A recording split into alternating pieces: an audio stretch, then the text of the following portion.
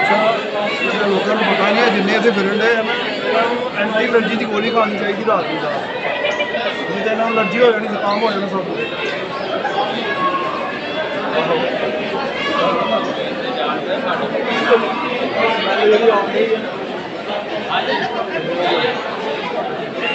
कितना प्यारा बंदा है बहुत ज़बरदस्त है कॉल कर लो कॉल भी नहीं अटेंड कर रहे राइट साइड पे जो बाइक खड़ी है वहाँ पे है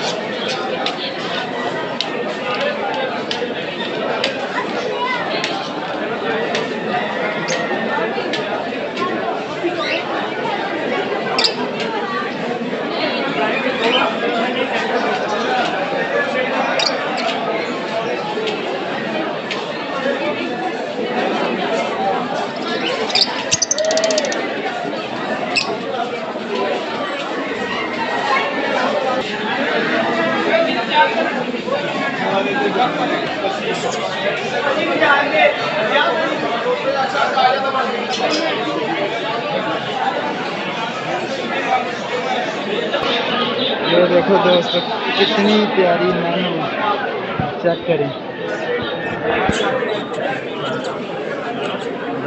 क्या हाल है, ठीक हो? अब मैं आपको चेक कराता हूँ।